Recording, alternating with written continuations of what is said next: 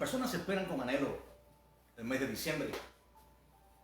Algunos pues preparan árboles, colocan bolas de colores, colocan bastoncillos, otros adornan también con ese gorrillo rojo y les cuentan historias a sus niños de que alguien con semejante vestimenta, pues guiado en su carruaje por trineos a través de la nieve, deposita regalos a los niños en la noche, y todos pues los padres comienzan a comprar regalos y lo colocan debajo del arbolito, ese árbol que han adornado con bolas, que lo han elegido recto, y pues no solamente colocan regalos para los niños, sino también para la familia, incluso para los amigos. Algunas personas llegan al punto de endeudarse grandemente. Y cuando terminan la Navidad, cuando terminan lo que llaman ellos Navidad, cuando terminan el diciembre, el mes de enero lo comienzan totalmente endeudados. Esto es lo que el mundo celebra. Luego llegará el momento de la celebración, algunos se reunirán con sus familiares, y el motivo de la celebración no será exactamente la natividad de aquel que un día nació en ese mundo. Me encanta el Evangelio según Mateo, cómo inicia, mostrando 14 generaciones, la división hasta la llegada al Mesías. Pero sobre todo, debemos fijar nuestra atención exactamente en el capítulo primero, como decía, del Evangelio según Mateo, pero en el verso primero, donde dice claramente, libro de la genealogía de Yeshua el Mesías. Claro, podría leer usted Jesucristo el Mesías, pero el verdadero nombre del Señor es Yeshua. Es una transliteración de Yoshua, que es el nombre de Josué, el cual le puso Moisés a Josué, pues el verdadero nombre de Josué era Oseas. Significa salvación. Así que dice allí, libro de la genealogía de Yeshua, hijo de David, hijo de Abraham. Hace muchos años, Dios llamó a Abraham. En aquel momento su nombre era Abraham, simplemente, de Harán, donde él vivía. Y le dijo, sal de tu tierra y de tu parentela, y te bendeciré y haré de ti una gran nación. Y Abraham escuchó la voz de Dios que le habló, y dejó a su tierra y dejó su parentela y salió de Harán con su esposa, y pues también llevó junto a él a su sobrino Lot, a su esposa y a sus hijos. Cuando Abraham dejó la tierra de Harán, era de 75 años de edad. Y así Dios le fue trayendo, y pasaron 24 años hasta que la promesa de Dios vendría a cumplirse. Es decir, Abraham tenía entonces 99 años para ver el cumplimiento de la promesa de Dios. Sin embargo, 14 años antes, Sara le pidió a Abraham que se llegara a su esclava Agar, y concibió un niño al cual llamó Ismael. Este Ismael, luego del cumplimiento de la promesa de Dios, cuando nació Isaac, aquel al cual Dios había prometido, a pesar de que Abraham era de 99 años y su cuerpo estaba como muerto, pues este Ismael fue pues sacado de las tiendas de Abraham, de su tierra, y él se fue con su madre Agar.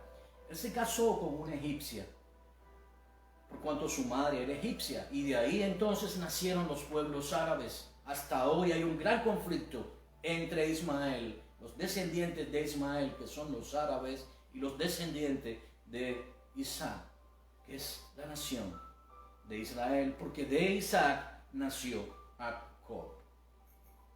Así que, qué interesante que cuando nació Isaac, Abraham se regocijó. Habían sido 24 años de espera. Pero de pronto Dios le dice, aquel al cual suponía Abraham que sería el cumplimiento de la promesa de Dios, Dios le dijo, entrégame a tu único hijo, a tu hijo amado, en sacrificio sobre el monte Moriarty. Abraham no dijo nada a Sara. Creo que hubiera sido terrible si hubiera dicho a Sara que Dios había pedido el sacrificio de su hijo. Y tal vez a nosotros nos parezca esto, bueno, tal vez Abraham podría haber sabido que Dios es un Dios misericordioso. Está equivocado. Déjeme decirle que en la tierra de los cananeos, Harán, donde vivía específicamente Abraham, era común entregar hijos en sacrificio a los dioses. Así que Abraham oyó la voz de Dios y le creyó. Y subió al monte Moriarty y no se proveó de víctima. Simplemente llevó la leña, llevó todo lo necesario para hacer el holocausto.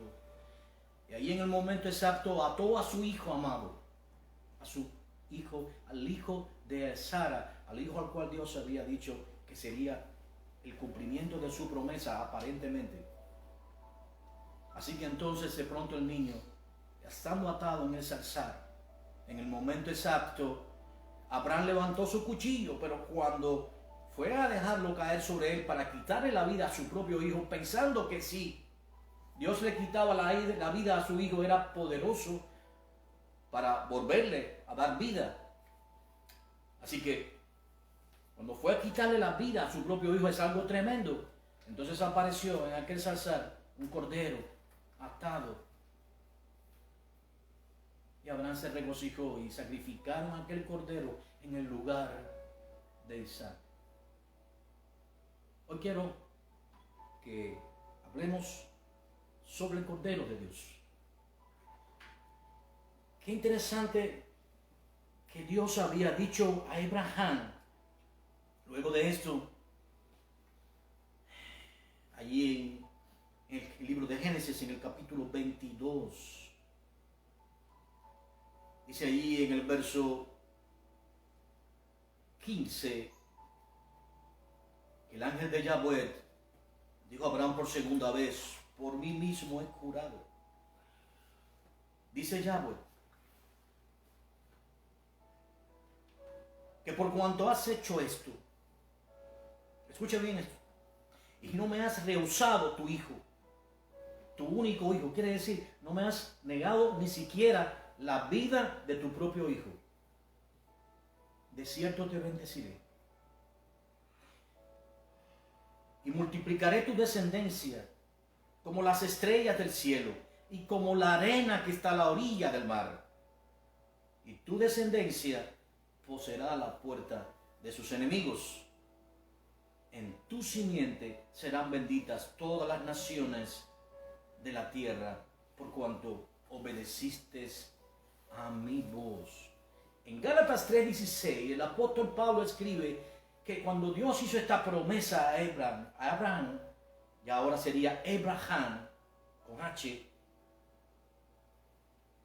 pues no hablaba de muchas simientes, quiere decir, no hablaba de muchas descendencias, sino de una sola descendencia a través de Isaac, y esa descendencia conducía al Mesías. No sé si puede entender. Y la pregunta sería otra vez, ¿cuál es el motivo de vuestra celebración? ¿Cuál es el motivo verdaderamente de nuestra celebración? Aquí leemos, por eso leí la genealogía del Señor, primero en Abraham y después en David. Y ahora quiero que me acompañe y continuaremos escudriñando las Escrituras, sumergiéndonos en la profundidad maravillosa de las Escrituras, porque en ellas encontramos vida eterna. Y sabemos, hemos llegado a los días de David.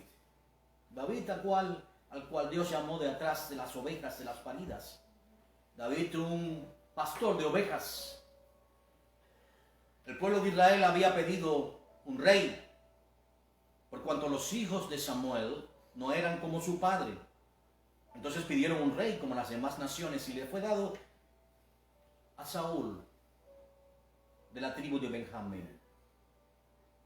Pero Saúl hizo lo malo delante de los ojos de Dios porque fue desobediente. Así que entonces Dios se proveyó de un rey conforme a su corazón. Y no miró a los hombres altos de estatura de Israel. No miró a los mejores guerreros, sino miró solamente a un niño que pastoreaba las ovejas de su padre Isaí. Allí fue enviado el profeta Samuel. Y este presentó delante de él, como posible candidato, a todos sus hijos. Algunos eran guerreros, estaban en el ejército, pero Samuel no encontró allí al elegido de Dios, aquel del cual descendería el Mesías, el Rey de gloria, el Rey eterno, el cumplimiento de la promesa a Abraham, el cumplimiento del reino eterno. Así que entonces preguntó Samuel: ¿tienes algún otro hijo? Dijo: sí, es un pastor, él cuida de las ovejas. Entonces Samuel fue a verle, y cuando le vio, se dio cuenta que estaba ante el ungido de Dios. Y le ungió Samuel con el cuerno de aceite y derramó sobre él la unción de Dios. Y a partir de entonces, David se convirtió en un rey en espera.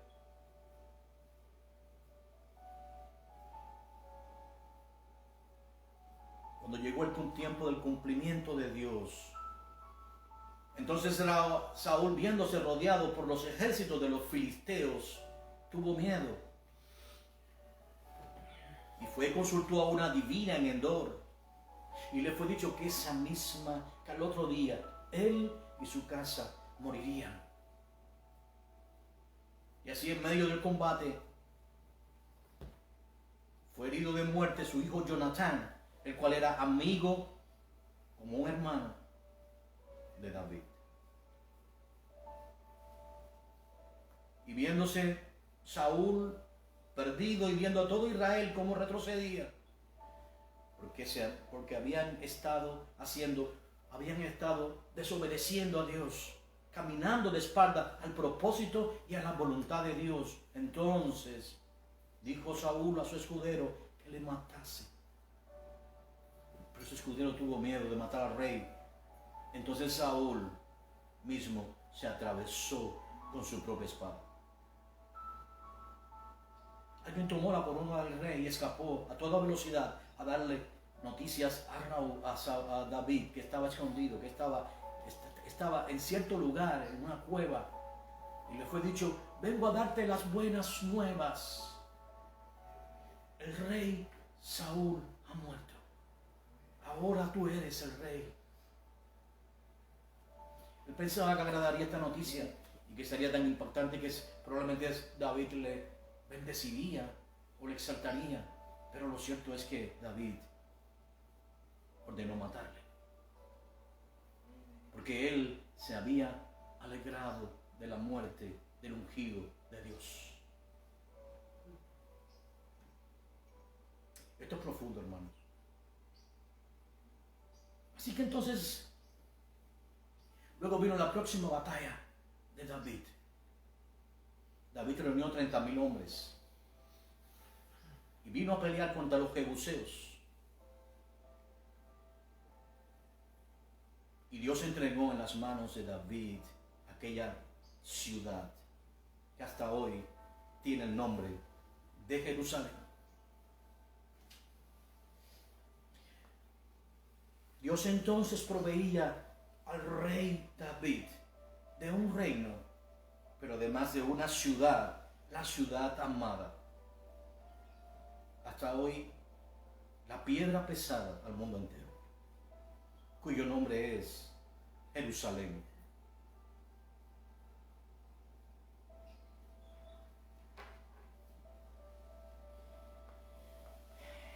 interesante la promesa hecha a David, porque sabemos cómo David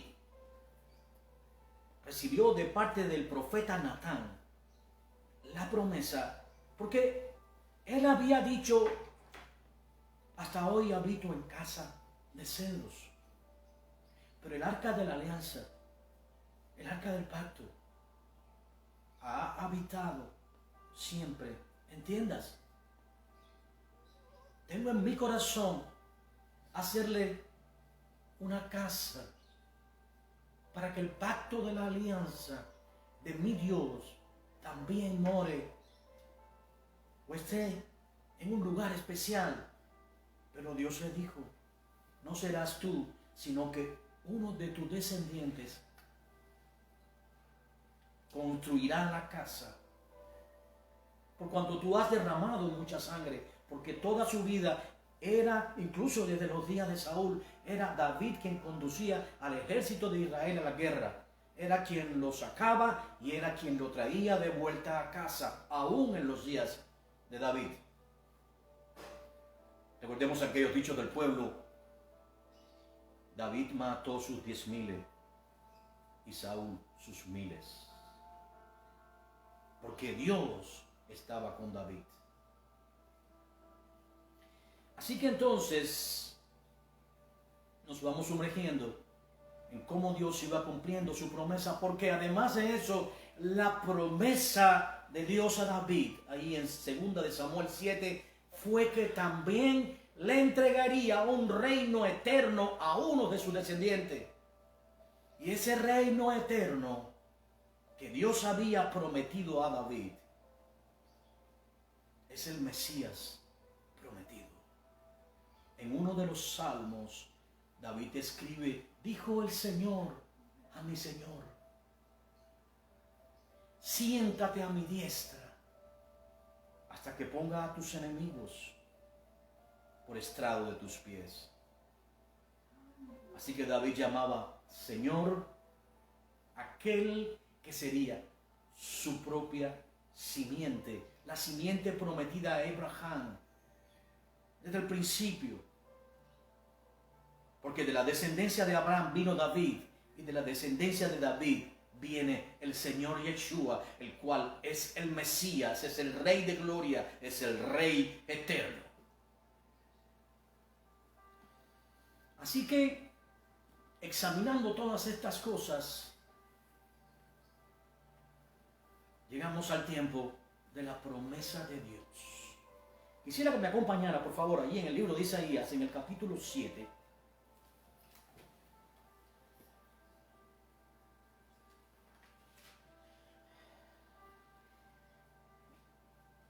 Porque en aquellos días, recordemos eso, luego de la muerte de Salomón, el cual reinó sobre toda Israel, por cuanto él hizo lo malo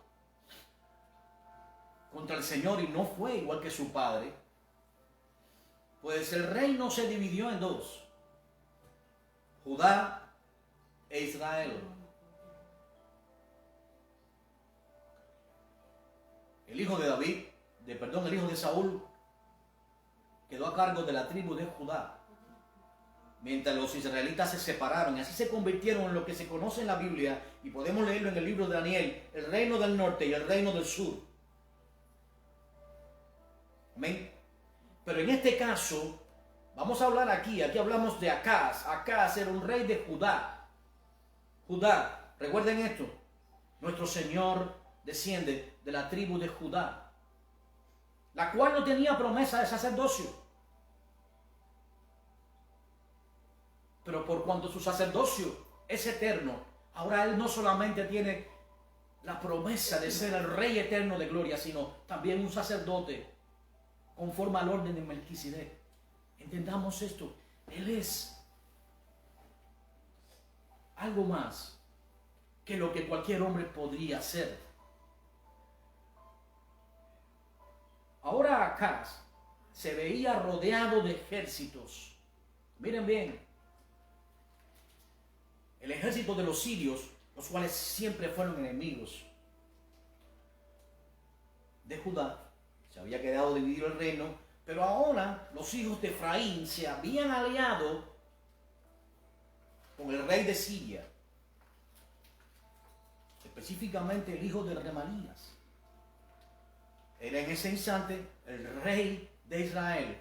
Y ellos hicieron una especie de confederación. Hicieron una coalición siria-israelí para venir a sitiar a Judá y poner un rey elegido por ellos sobre el trono de Judá. Miren bien, los propios hermanos peleando entre ellos. Tristemente así sucede entre nosotros. Algunos de nosotros amamos al Señor y somos aborrecidos por nuestros propios familiares. Y cuando nos reunimos para celebrar al Señor y decimos que es el motivo, que exactamente la natividad, el nacimiento del Señor es el motivo de nuestra celebración, somos rechazados por una razón. Porque amamos al Señor. El Señor dijo, los padres estarán divididos contra los hijos contra los padres, por mi causa. Él es el motivo de nuestra celebración.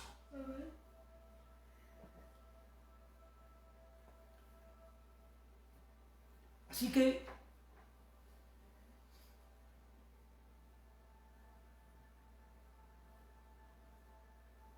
salió Isaías por orden de Dios al encuentro de Acaz, rey de Judá, y le dijo, guárdate y reposa, no temas ni se turbe tu corazón a causa de estos dos cabos de tizón. Estoy ahí en Isaías capítulo 7, verso 4. Por el ardor de la ira del Resín y de Siria y del hijo de Remalías. Amén. Dice, ellos se han acordado maligno consejo contra ti, el sirio con Efraín y con el hijo de Remalías, diciendo, vamos contra Judá y aterroricémosla y repartámoslas entre nosotros y pongamos en medio de ella por rey al hijo de Tabel. Pero Dios dice, no subsistirá ni será. Qué hermoso. Ninguna arma forjada por el enemigo prosperará contra nosotros. Al que contra nosotros conspirare, dice el Señor, de cierto delante de ti caerá. Dice Dios, yo condenaré toda lengua que se levante en juicio contra ti, porque es herencia de los siervos de Yahweh. Es la promesa de Dios. No será, no subsistirá. Los malignos conspiran en secreto. Dios se ríe porque ve que su día viene llegando. ¿Cuál es el motivo de tu celebración?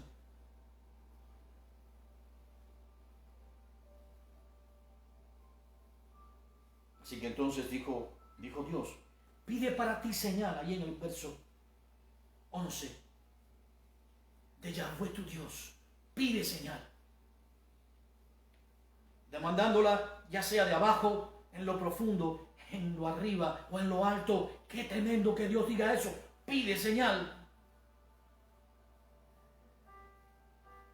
Qué hermoso que Dios, no pudiendo jurar por nadie mayor, juró por sí mismo.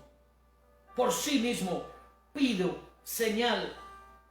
Dijo Acaz entonces, no pediré y no tentaré a Yahweh. Fíjense bien, miren bien. Dijo entonces Isaías, oíd casa de David. ¿Os es poco el ser molesto a los hombres, sino que también lo seáis a mi Dios? ¿Por qué temes? ¿Por qué temes? ¿No sabéis el que teme se convierte en esclavo? Y nosotros hemos sido libertados por Dios. El perfecto amor echa fuera el temor. Donde el que teme no ha sido perfeccionado en el amor de Dios. ¿Por qué teméis? ¿Acaso se ha cortado la mano del Señor para salvar? ¿Acaso no es Él el Rey eterno y nosotros somos sus hijos y sus siervos? ¿Por qué tememos? ¿Por qué celebramos?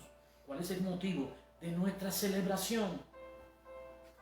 Por tanto, el Señor mismo os dará una señal. Miren bien esto. El Señor mismo os dará una señal, la más poderosa señal que jamás haya existido. He aquí que la Virgen concebirá y dará a luz un hijo y llamará su nombre Emmanuel. Amados, Emmanuel significa Dios con nosotros. Allí en el Evangelio según Mateo, en el capítulo 1, entre el verso 21 y el 23, el nombre que le es dado al Mesías es Yeshua. Ya les decía qué significa salvación. Hoy quiero hablarles exactamente de esto, de Dios con nosotros y de la salvación que Dios ha prometido.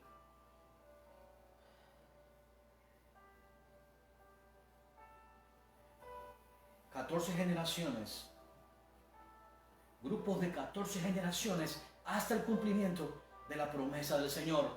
Había nacido el Mesías en Israel. Dice el apóstol Pablo que el Señor mismo se ofreció en sacrificio, que siendo Él igual a Dios, no lo tuvo en cuenta, sino que se despojó a sí mismo. Escuchen bien esto, por amor,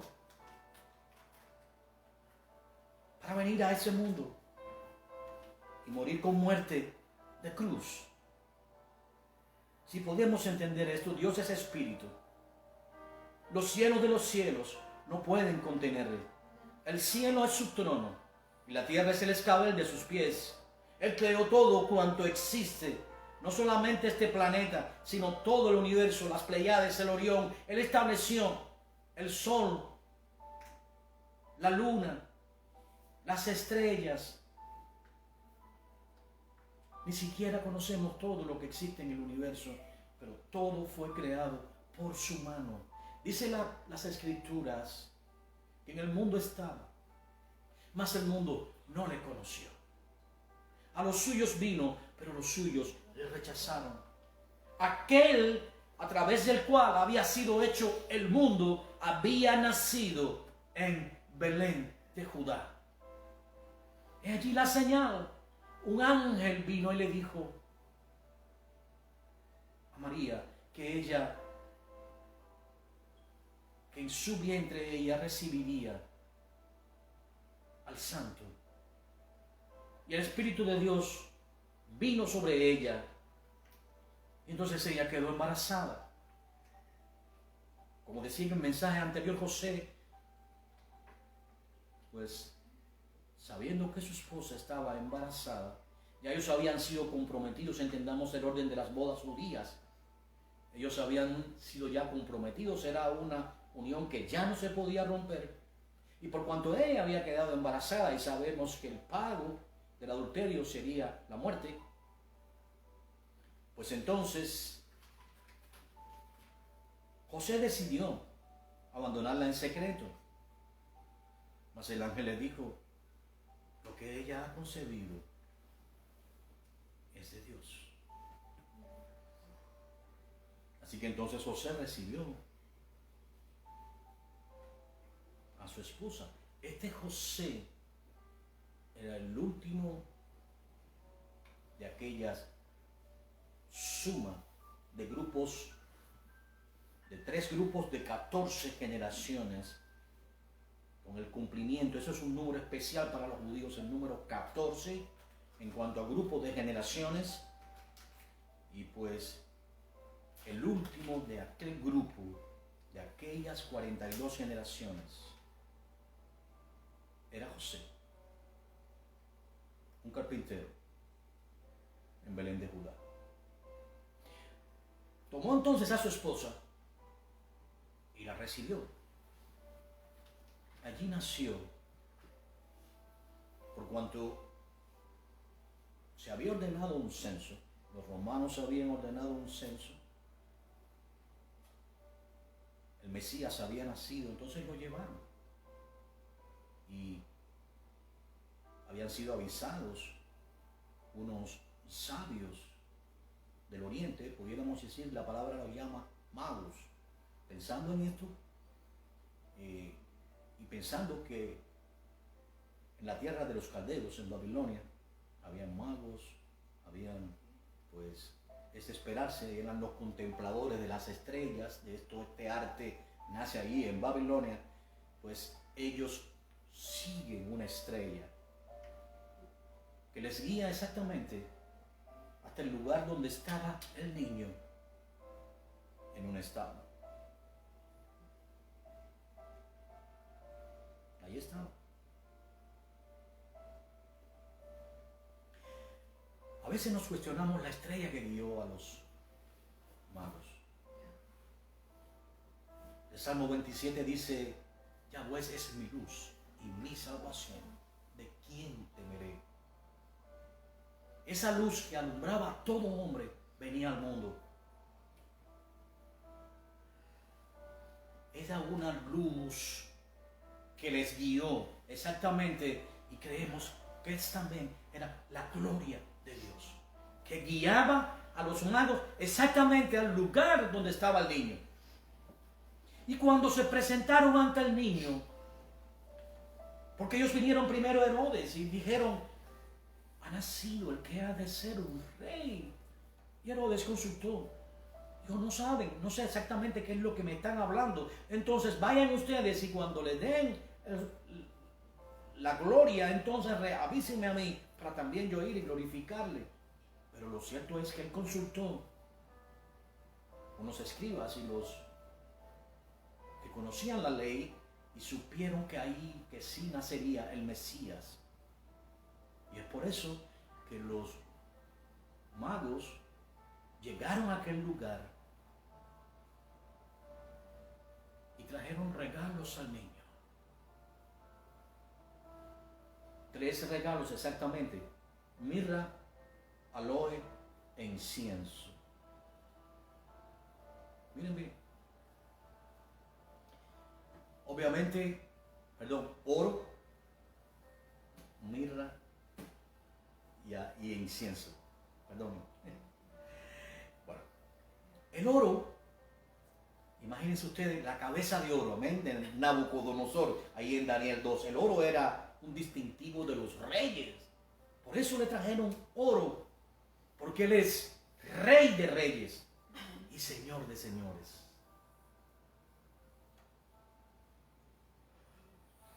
Y también le trajeron incienso, porque se usa para la adoración, porque él merece toda la gloria, toda la honra. Miren bien, ellos mismos se inclinaron allí y adoraron al rey, al bebé, lo adoraron. Para eso era el incienso. Qué hermoso lo que dicen las escrituras sobre estas oraciones a Dios. Suben como incienso grato delante de sus narices. Gloria a Dios. Allí estaba el Mesías. Pero también trajeron mirra. ¿Y saben para qué se usaba el mirra? Se usaba para el mortuorio, se usaba para la sepultura.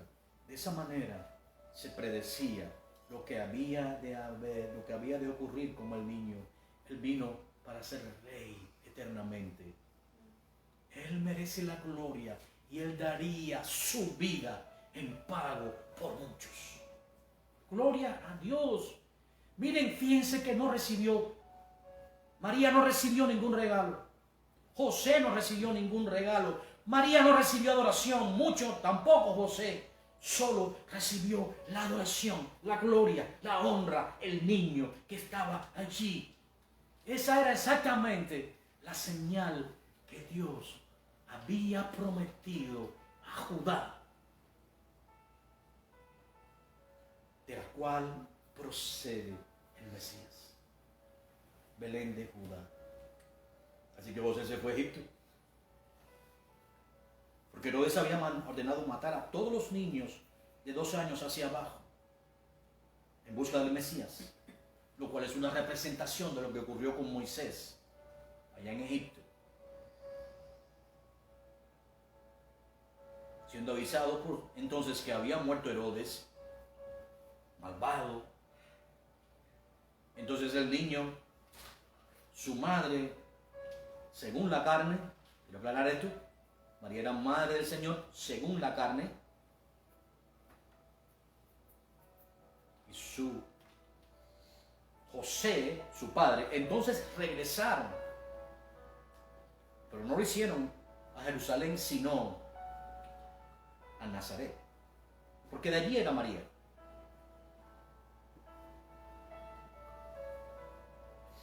Y allí se cumplió la escritura: de Egipto llamé a mi hijo. Amén. Ahora vemos al Mesías.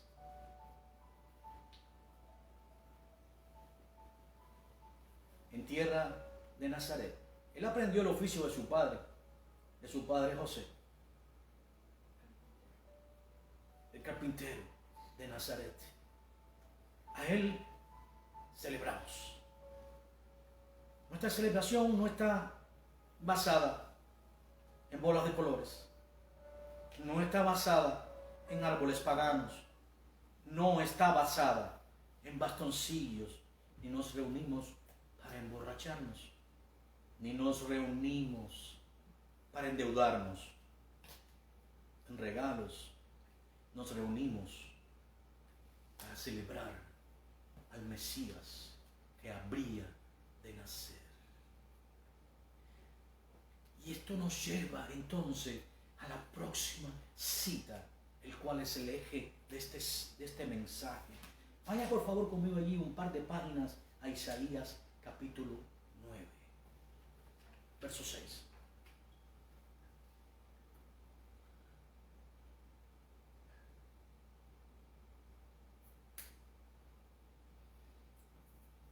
Continúa entonces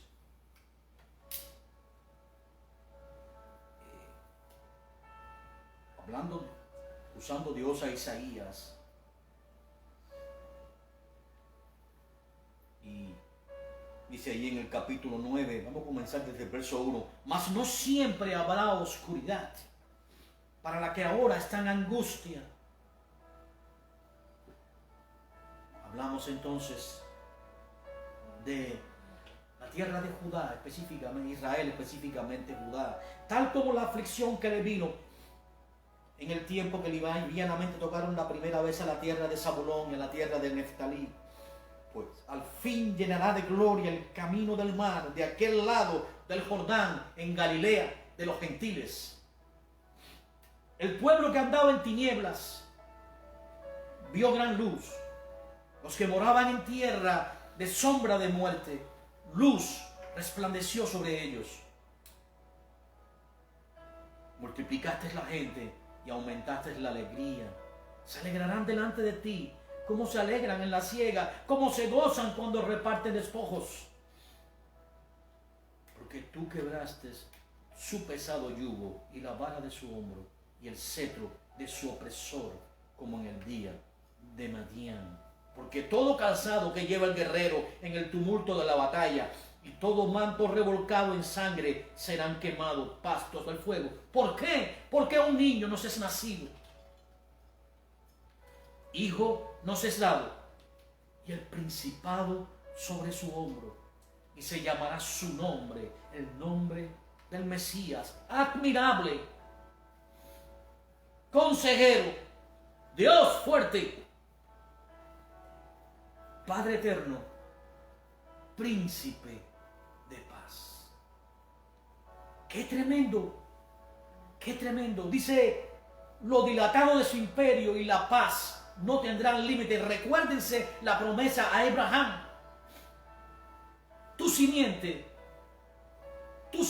permanecerá para siempre. Y la promesa a David, tu reino se extenderá eternamente.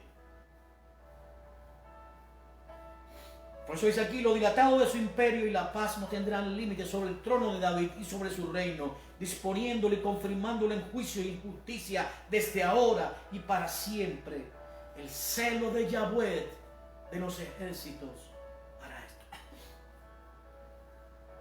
Dice las escrituras, por cuanto todos pecaron. Escuchen bien esto para que no crean, para que entiendan la grandeza de todo esto, la señal que Dios nos dio.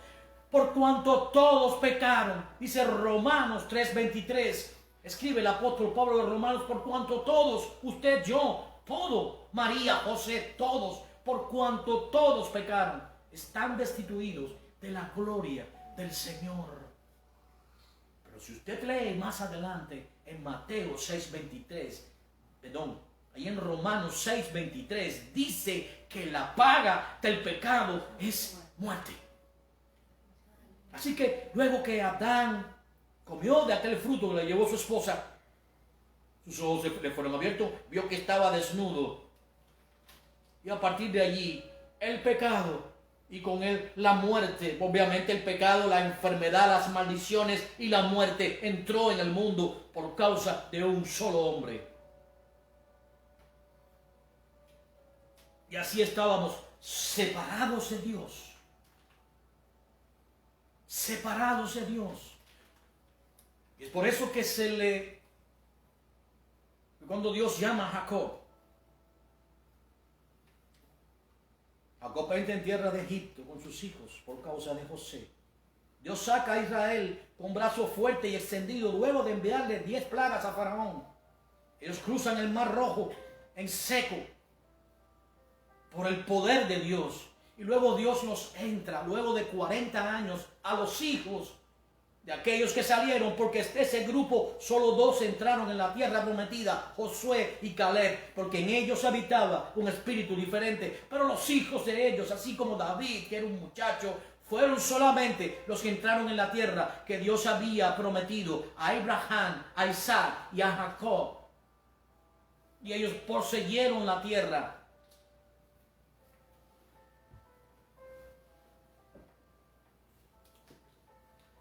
Así que, basado en todo esto, vemos cómo Dios comienza su plan y le dio entonces leyes a Israel.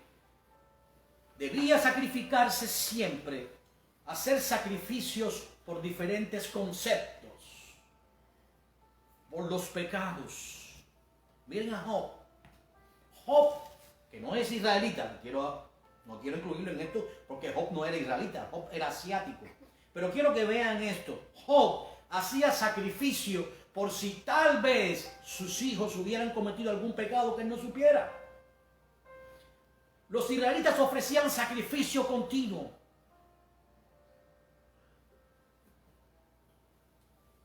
Era tan terrible que si solamente un esposo sospechaba que su esposa le era infiel, escuchen bien esto, solamente de sospechar que su esposa le era infiel, debía ser llevada ante el sumo sacerdote y debía beber de las aguas amargas.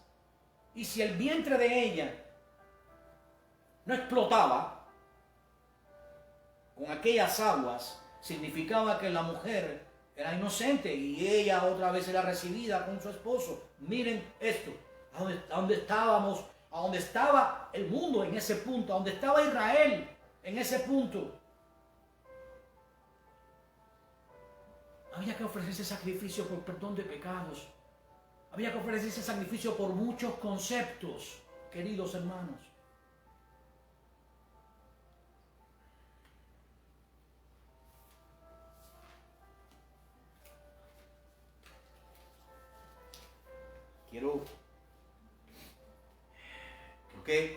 Por una sola razón, quiero que entendamos esto. El pecado nos divide de Dios. El pecado, porque Dios es un Dios santo, santo, santo. Y Él no puede mirar el pecado. Recuerden esto. Quiero que entendamos ahora esto. Vayan conmigo, por favor, al libro ahí mismo de Isaías. Continúen. Isaías capítulo 59. Verso 1 y 2 dice, he aquí que no se ha cortado la mano de Yahweh para salvar, ni se ha grabado su oído para oír. Os daré una señal. La Virgen concebirá y dará luz a un niño y llamará su nombre Emmanuel, que significa Dios con nosotros. He aquí el Cordero de Dios que quita el pecado del mundo, dijo Juan el Bautista. Ahora viene, pero vuestras iniquidades, vuestros pecados han hecho división entre vosotros y vuestro Dios, y vuestros pecados han hecho ocultar de vosotros el rostro de Dios para no oír.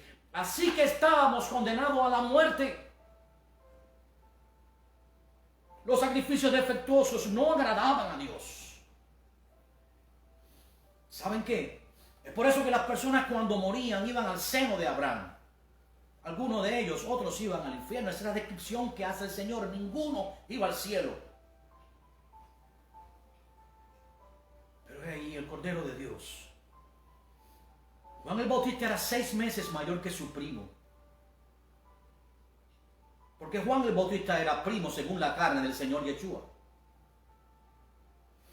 Y ahí se levantó Juan y comenzó a predicar en el Jordán, a bautizar en el Jordán. Y cuando vio, se presentó delante de él, predicando Juan el bautismo de arrepentimiento. Este es un bautismo diferente al de la iglesia, es un bautismo solamente para Israel y basado, amén, para arrepentimiento. Así que entonces, pues de pronto allí estaba el Mesías. Y Juan no le había conocido. Escuchen bien esto. Pero cuando le vio, entonces supo que él era. Escuchen bien esto. Juan era primo del Señor. Pero cuando le vio, el Señor le dijo, aquel sobre el cual veas que el Espíritu desciende en forma de paloma sobre él, es el Mesías. Y cuando Juan le bautizó, entonces descendió el Espíritu en forma de paloma sobre él y se oyó una voz desde los cielos que decía, este es mi Hijo amado en quien tengo complacencia. El hacedor del mundo, el creador de todos nosotros, había venido a este mundo, había tomado forma de hombre, pero hay algo que no entendemos. Él es espíritu, pues él siempre ha sido espíritu. Él es el verbo a través del cual Dios hizo el mundo. Dios hizo el mundo a través de su palabra. Él y el Padre y el Espíritu Santo uno son. Allí la manifestación clara, visible de quién es Él. El Padre, el Espíritu Santo y el Hijo. Allí estaba. Pero Él entonces en ese momento se hizo semejante a nosotros. Quiere decir, Él adquirió la misma naturaleza humana que tenemos nosotros. Conocido en teología como unión hipostática. Quiere decir, quiero que entiendan eso. Él nunca dejó de ser Dios. Nunca. Él también adquirió un cuerpo humano, que aunque murió y lo entregó por amor a nosotros, e hicieron cuanto quisieron con él,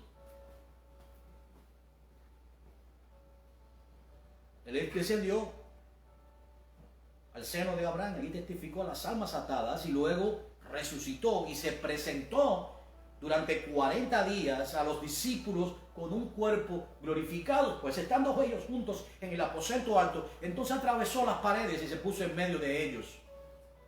Ahí en Hechos 1, el Señor fue levantado al cielo. Y el ángel le dijo, ¿por qué buscáis? El Señor Yeshua, como les dijo, de la misma forma que Él se ha ido, así mismo regresará. Y Él se fue con un cuerpo glorificado. Así que ahora el Señor, fíjense bien, añadió a su naturaleza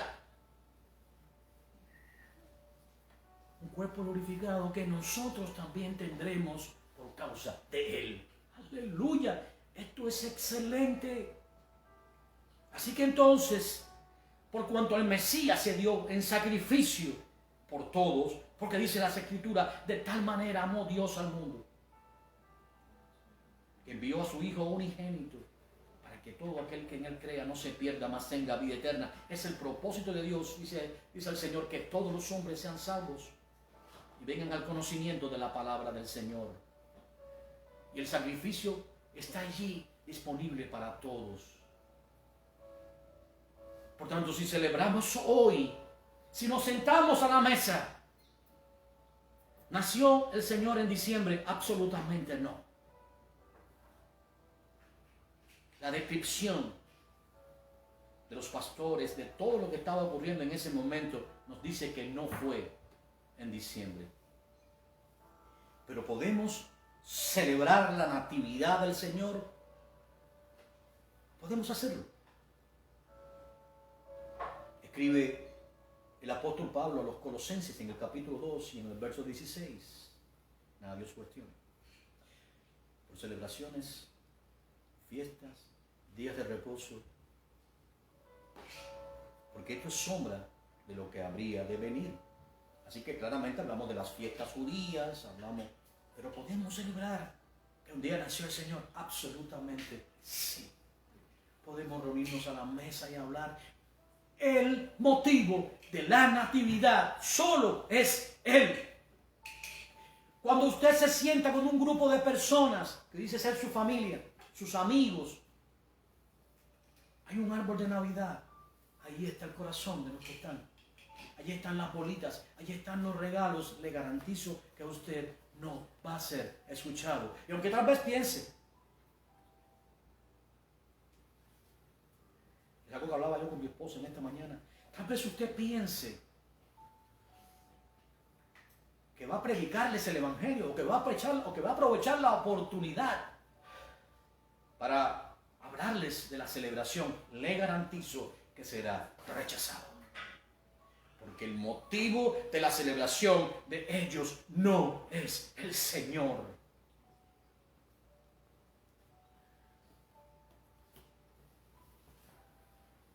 Entonces, exactamente cuál es el motivo que está en nuestro corazón por el cual nos queremos reunir para celebrar al Señor. ¿Se unirá usted a toda esta euforia? Euforia por celebrar fiestas, días feriados, días festivos, ambiente navideño, lo pongo entre comillas porque no es tal, es una celebración más. Era la época en que se celebraba la Saturnalía, los romanos celebraban eso. Ok, escuchen esto, nosotros no celebramos al Sol Invictus. No lo celebramos como lo hacían los soldados romanos. Nosotros celebramos al Señor. Nos reunimos en su nombre y nos gozamos de que un día el Cordero de Dios tomó forma de hombre para venir a morir y morir con muerte de cruz. Dios mismo nos dio una señal. Él mismo vendría a ofrecerse como el sacrificio vivo, perfecto e irrepetible que solo Dios recibiría. A romper esa barrera que nos dividía de Él. Por eso cuando Él entregó su vida en rescate por muchos, el templo, el velo que dividía el lugar santo del lugar santísimo se rasgó. Y ahora nosotros tenemos acceso. Y el lugar santísimo no es el lugar donde tienen un Sol Invictus, ahí en Roma católica. El lugar santísimo es la presencia de Dios. Quítate el calzado, porque la tierra que pisas santa es. Santo, santo, santo es el Señor. Sin santidad nadie verá a Dios. Despojémonos de tradiciones, despojémonos de todo lo que el mundo llama celebración. Nuestra celebración tiene un solo motivo, y es que un día nació el Cordero de Dios tomando forma humana por amor a nosotros. Así que si alguno quiere festejar, festeje solo en Él. Si alguno tiene oídos para oír, que oiga. Amado Padre Celestial, te damos gracias. Santificamos, glorificamos tu nombre. Te damos la gloria, la honra y el honor solamente a ti, Señor.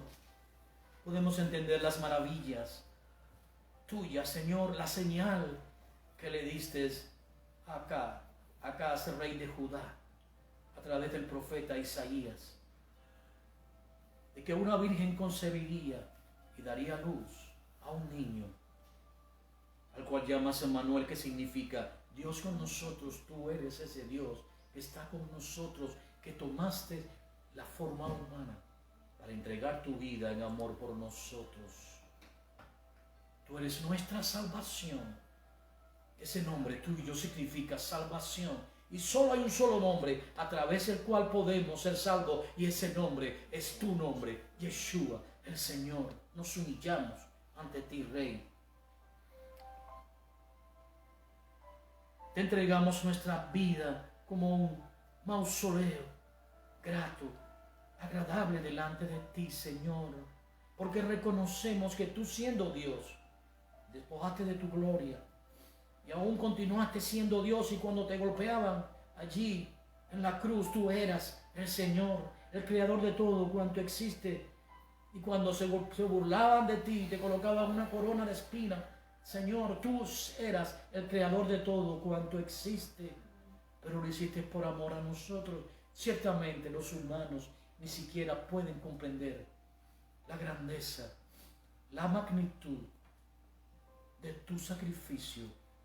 Nosotros apenas podemos entenderlos a través del Espíritu que has hecho morar en nosotros. Lo que hiciste, Señor, es asombroso ante los ojos de toda criatura. Esa señal, ese niño que nos nació, el principado sobre su hombro, Dios fuerte, Padre eterno, príncipe de paz. Señor, nos rendimos ante ti. Te rogamos que nos perdones, Dios, la sangre que derramaste en la cruz se active y nos limpie de nuestros pecados, porque hemos pecado contra el cielo y contra ti, y de continuo hacemos lo malo, Señor, porque aún la carne mora en nosotros. Y aunque siempre hay una batalla entre nuestra carne y nuestro espíritu, a pesar de eso, Señor, tú, Dios, nos tomas de la mano, nos limpias de nuestras iniquidades, de nuestros pecados, y nos dices: no temas, yo te ayudo. Padre, en tus manos, como encomendó el Mesías su vida, encomendamos las nuestras. Haz con nuestras vidas como quieras, Señor. Moldéanos como moldea el alfarero el barro. No importa cuán fuerte sea el trato. Moldéanos, Señor, para hacernos, Señor, crecer cada día, haciéndonos cada día más humildes, entendiendo que el mayor que se crea mayor entre nosotros será llamado el menor en el reino de los cielos. Pero hacernos crecer cada día, Dios, para simplemente, tal vez de lejos, ver la estatura de ese varón perfecto que es el Señor Yeshua. Te damos la gloria, Dios. Te damos la honra. Ayuda a aquellos que no te conocen a resplandecer la luz en las tinieblas. Llámalos, Dios, para que ellos entiendan que de tal manera has amado a los que te aborrecen, incluso que diste a tu Hijo amado como esa gran señal por amor a todo hombre. Por eso es el tiempo hoy del arrepentimiento, es el tiempo de ponernos a cuentas con Dios, es entregar nuestras iniquidades, nuestros pecados. Y si no le conocemos, entonces debemos decirle: Señor, de oídas te había oído, pero ahora mis ojos pueden verte, como dijo Job. Y aunque él le conocía de lejos, ahora podía ver la manifestación del Dios Todopoderoso. Creemos que te has manifestado a nosotros, que nos has hablado al corazón. Y te agradecemos, Dios, por esta ministración especial en nuestros corazones. Oramos a ti en el nombre de tu Hijo amado, Yeshua. Amén y amén. La paz del Señor sea con cada uno, Dios. Les bendiga.